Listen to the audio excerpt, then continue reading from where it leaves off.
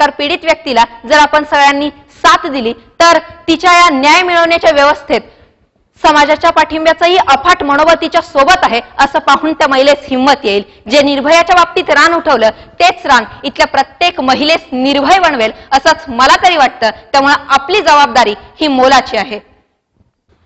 मित्र, एखाद्या नवविवाहित दाम्पत्यापैकी दुर्दैवाने पतीचा मृत्यू झाला तर अशा महिलेला सन्मानानं जगता यायला हवं. यासाठी जगाचे रीतिरिवाज मोडून तिच्याशी पुनर्विवाह करण्यासाठी कित्येक तरुण पुढे येतात.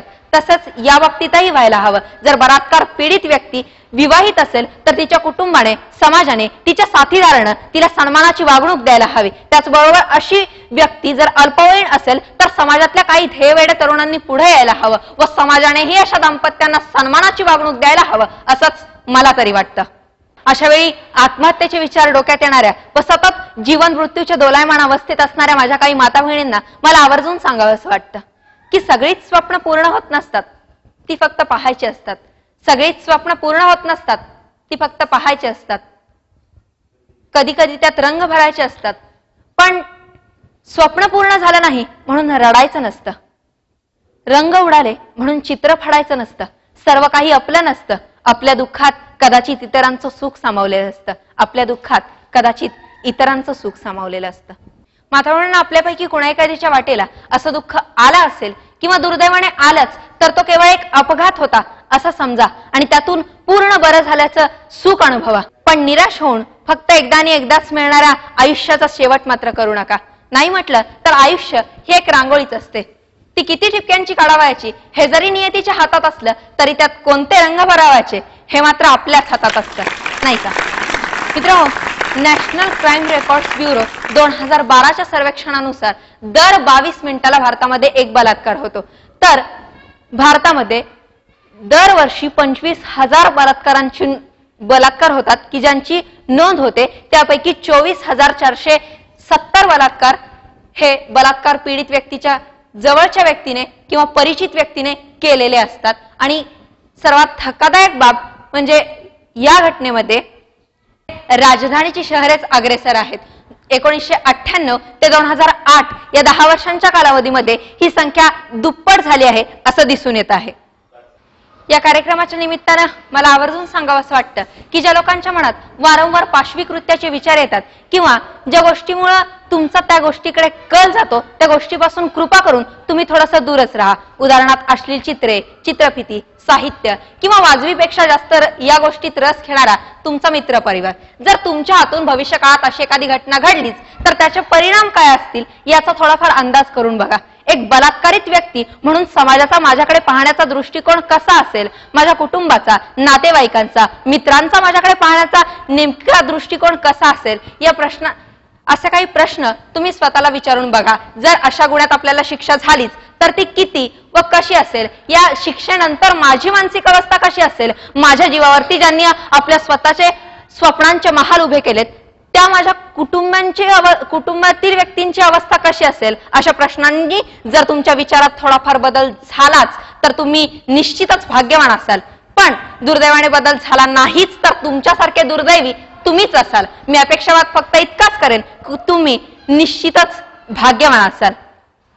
मित्र, तुमची पावलं विनाशाच्या मार्गाने जाऊन आमचं आयुष्य अक्षरशः उद्ध्वस्त होण्यापेक्षा आमच्या कपाळावरती एक बलात्कारित स्त्री असा शिक्कामोर्तब करून आम्हाला जिवंतपणेच मृत्यू अनुभवायला लावण्यापेक्षा जर वितभर पोटाची खळगी भरण्यासाठी अजूनही 100-500 रुपयांच्या मोबदल्यामुळे स्वतःच्या आयुष्याचा इच्छेविरुद्ध तात्पुरता सौदा करणाऱ्या माझ्या काही व्यावसायिक माता बहिणींकडे जाऊन स्वतःच्या वासनेची भूक भागवा. पण कृपा करून आमचं आयुष्य कायमचं उद्ध्वस्त किंवा कलंकित करू नका ही हात जोडून विनंती. अर्थात मी दिलेला हा सल्ला माझ्याही इच्छेविरुद्धचा व तितकाच भयंकर आहे याची जाणीव मलाही आहे.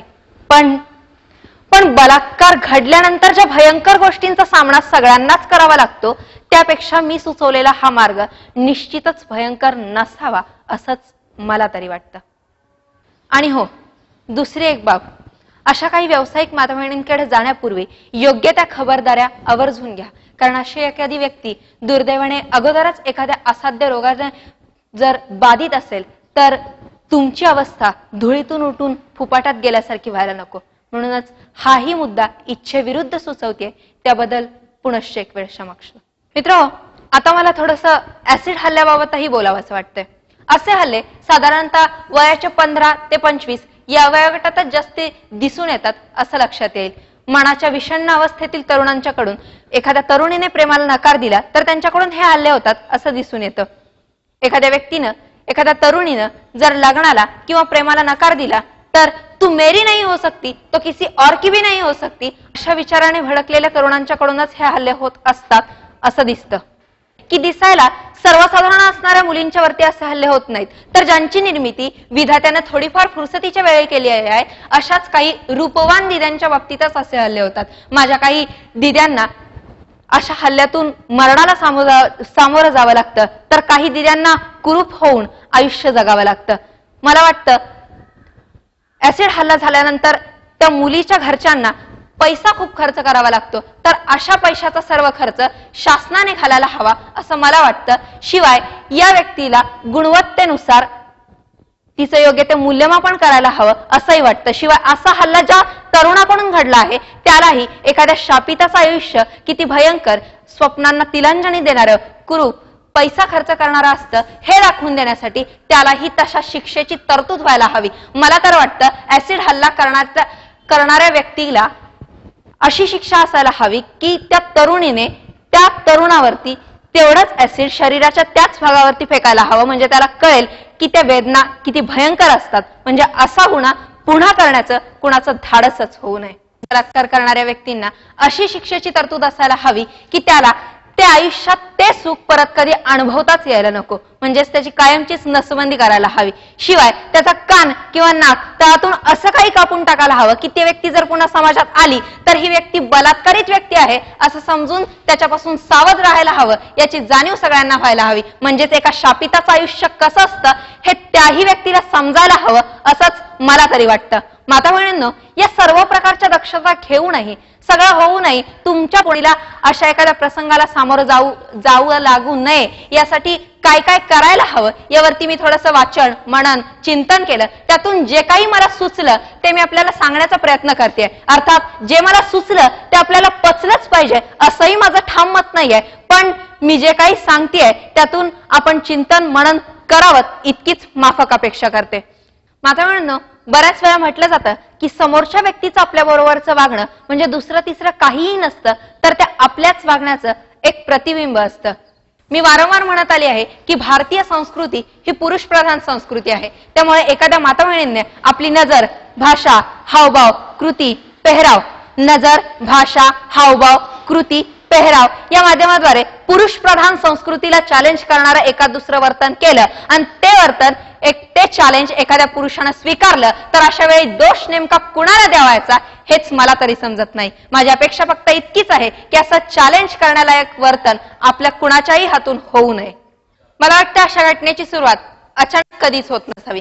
संबंधित व्यक्ती किंवा व्यक्ती समूहाच्या हालचाली जर संशयास्पद वाटल्या तर अशा वेळी स्थळ, काळ, आपल्याला मिळणारा जनाधार, आपल्याकडे प्रतिकार करण्यासाठी असलेली उपलब्ध साधने, आपल्या बरोबरच्या व्यक्तीचे प्रतिकार करण्याची ताकद, प्रतिस्पर्ध्याची प्रतिकार करण्याची ताकद, त्याच्याबरोबर असलेली साधने, व्यक्ती यांची ताकद, या सर्वांचा विचार करायला हवा. त्याचबरोबर एकदम अनोळखी किंवा अपरिचित व्यक्तीवरती पूर्ण भरोसा ठेवू नका. त्या व्यक्तीला कुठेही निर्जन ठिकाणी भेटू नका किंवा त्याने दिलेलं एखादं पेय किंवा खाद्यपदार्थ घेणं कौशल्याने टाळा. कुणालाही एखादा मेसेज, चिठ्ठी, चपाटी अजिबात पाठवू नका, कारण भविष्य काळात त्याचे वाईट परिणाम होण्याची शक्यता नाकारता येत नाही. शक्य झालेस स्वतःला सक्षम बनवण्यासाठी जुडो, कराटेचं ज्ञान अवश्य घ्या. स्वतःच्या मनावरती ताबा ठेवण्यासाठी प्राणायाम, योगाचं ज्ञान अवश्य घ्या. स्वतःला एक प्रज्ञावंत माणूस घडवण्यासाठी ज्या लोकांनी आपले आयुष्य खर्ची टाकली त्या प्रज्ञावंतांची पुस्तकं वाचण्यासाठी वेळ द्या. म्हणजेच तुम्ही जास्तीत जास्त अवांतर वाचन करायला सुरुवात करा. माता बहिणींनो, सन 2000 पर्यंत भारत एक महासत्ता मानेल असं धाडशी विधान एका प्रज्ञावंतानं मांडलं आहे की ज्यांचं नाव आहे डॉक्टर APJ अब्दुल कलाम. त्यांचं हे विधान, पण आज कित्येक प्रज्ञावंत लोकांना डॉक्टर कलाम साहेबांचं विधान हे आपल्या काळजावरील एक ओझच वाटतं आहे. पण डॉक्टर कलाम साहेबांचं हे विधान मी तरी स्वीकारलं आहे. जर माझ्या बरोबर माझ्या साथीला तुम्ही असाल, तुम्ही या विधानाशी सहमत असाल, सन 2020 पर्यंत भारताला महासत्ता बनवायचं हे स्वप्न तुमचंही असेल तर त्यासाठी तयार व्हा. तयार आहात आपण की ज्यांनी एकेकाळी भारताचं राष्ट्रपती पद अगदी यशस्वीरित्या भूषवलं. या व्यक्तीचे विधान म्हणजे सहजासहजी फेटाळून लावावं अशी देखील मानसिक तयारी होत नाही. पण या व्यक्तीचे विधान आज देखील कित्येक प्रज्ञावंतांना आपल्या काळजावरचं एक ओझच वाटतं आहे. पण डॉक्टर कलाम साहेबांचं हे आव्हान मी स्वतः स्वीकारलं आहे. ते तुम्हीही स्वीकारणार असाल तर त्या कामासाठी तयार आहात आपण. प्रत्येक काम स्वच्छ, नीटनेटकं, निस्वार्थी, स्वतःची पुरेपूर एनर्जी वापरून व निश्चित ध्येय डोळ्यासमोर करून ठेवा. मग महासत्तेचं स्वप्न आपल्या प्रतीक्षेत असेल. अजून 6 वर्षात कुछ भी हो सकता है, कुछ भी. सिर्फ हंगामा खड़ा करना मेरा मकसद नहीं, सिर्फ हंगामा खड़ा करना मेरा मकसद नहीं. मेरी कोशिश है कि यह सूरत बदलनी चाहिए. मेरे सीने में नहीं तो तेरे सीने में सही, मेरे सीने में नहीं तो तेरे सीने में सही. हो कहीं भी आग, लेकिन आग जलनी चाहिए, लेकिन आग जलनी चाहिए. इथून पुढच्या आपल्या आयुष्याचा प्रवास सुखाचा, समृद्धीचा, भरभराटीचा व्हावा इतकीच अपेक्षावाद करते आणि आपली रजा घेते. पुन्हा भेटूया माझ्या पुढच्या कार्यक्रमात विद्यार्थी दशेतील दिशा आणि दशा. तोपर्यंत रसिक श्रोते हो, नमस्कार. खरं तर शब्दांना सुखही नसते, शब्दांना दुःखही नसते, पण ते वाहतात जे ओझे ते फक्त तुमचे आणि माझे असते. कविवर्य सुधीर मोघे यांच्या कवितेच्या ओळींचा प्रत्यय आज या ठिकाणी येताना मला दिसतो आहे. वैखरीच्या वाटेवरती कार्यरत असणारे वक्तृत्वातील आम्ही पाईक, प्रथमतः हा कार्यक्रम पाहणाऱ्या सर्व शब्द रसिकांना मनपूर्वक नमस्कार. आज या एका मी गणेश लोळदे, यशवंतराव चव्हाण वारणा महाविद्यालय वारणा नगरचा इयत्ता 12वी विज्ञान शाखेचा विद्यार्थी आज या एका आगळ्या वेगळ्या कार्यक्रमाच्या माध्यमातून आपल्याशी संवाद साधत असताना होणारा आनंद हा मला वृषलीच्या कार्यक्रमातील सादरीकरणा इतकाच अवर्णनीय वाटतो. मुळात एखाद्या 5 मिनिटाच्या गाण्यावरती शेकडो वेळा ते गाणं पाहून त्याच्याप्रमाणे डान्स करणं किंवा ते गाणं जसेच्या तसं गाणं हे आजच्या पिढीला फारसं अवघड जात नाही. पण वक्तृत्व हे क्षेत्रच असं आहे की जिथे रिटेक घेताच येत नाही. कारण 5-1 मिनिटांमध्ये तुमचा आवाज, तुमची पात्रता यावरून तुमची कुवत लोकांच्या लक्षात येत असते. आणि मग यावरूनच आपली जागा सोडायची की थांबायचं हे लोक ठरवत असतात. आणि मग अशा एखाद्या क्षेत्रामध्ये तब्बल 2-2 तास श्रोत्यांना एकाच जागी खिळवून ठेवणं, तेही वयाच्या अवघ्या 16व्या वर्षापासून, की जे वय धोक्याचं समजलं जातं. मित्र, घुणकी सारख्या 10 ते 12 हजार लोकसंख्या असलेल्या एखाद्या सर्वसामान्य खेड्यातून आलेली सर्वसामान्य शेतकरी कुटुंबातील मुलगी, शेकडो वर्षांची परंपरा असलेल्या कोल्हापूरच्या केशवराव भोसले नाट्यगृहामध्ये जाते काय? आपल्या आवाजानं तिथल्या लांब आणि रुंद स्टेजवरती अक्षरशः साम्राज्य करते काय? सगळंच कसं काल्पनिक वाटतं, पण वृषालीनं ते साध्य करून दाखवलंय. इतकंच काय तर या कार्यक्रमात देखील तिनं अक्षरशः जाण ओतली आहे. म्हणूनच तुम्ही जर सुज्ञ पालक, विद्यार्थी किंवा विद्यार्थिनी असाल तर तिचा हा कार्यक्रम आवर्जून पहा. कदाचित या कार्यक्रमाच्या माध्यमातून ती आपल्या शहरात किंवा आपल्या जवळच्या शहरात येण्याची शक्यता नाकारता येत नाही. कारण विचारांचं हे प्रबोधन आम्हाला देशाच्या कानाकोपऱ्यापर्यंत पोहोचवायचं आहे. इतिहासाची पाने चाळून पाहत असताना आपल्या लक्षात येईल की वयाच्या 16व्या वर्षी संतश्रेष्ठ ज्ञानेश्वरांनी ज्ञानेश्वरी लिहिली होती. वयाच्या 16व्या वर्षी छत्रपती शिवाजी महाराजांनी हिंदवी स्वराज्याची स्थापना केलेली होती. इतकंच काय तर वयाच्या 18व्या वर्षी क्रांतिज्योती सावित्रीबाई फुले यांनी 5 शाळा स्थापन करून स्त्री शिक्षणाचा प्रवाह सुद्धा गतिमान केलेला होता. खर तर अशी माणसं म्हणजे खरंच दैवी चमत्कार असतात असंच आजही आपण मानतो. पण बुद्धिमान कम्प्युटरच्या या स्पर्धात्मक युगामध्ये असा चमत्कार घडवून आणणं म्हणजे वादळात दिवा लावण्याचाच प्रकार होय, की जो वृषालीनं करून दाखवलाय. आणि म्हणूनच की काय, कोल्हापूरच्या केशवराव भोसले नाट्यगृहामध्ये विद्यार्थी दशेतील दिशा आणि दशा हा कार्यक्रम पाहिल्यानंतर ज्येष्ठ सिने अभिनेते प्राध्यापक भालचंद्र कुलकर्णी यांनी अशी प्रतिक्रिया दिलेली होती की वयाचं 78वं वर्ष उपभोगतोय, पण मागे वळून पाहताना आयुष्यात बरंच काही करायचं राहून गेलं याची जाणीव या मुलीनं करून दिली. या वयामध्ये हे होऊ शकतं यावरती विश्वासच बसत नाही. वयाच्या 16व्या वर्षी ज्ञानेश्वरांनी ज्ञानेश्वरी लिहिली होती यावरती कधी कधी विश्वास वाटतो.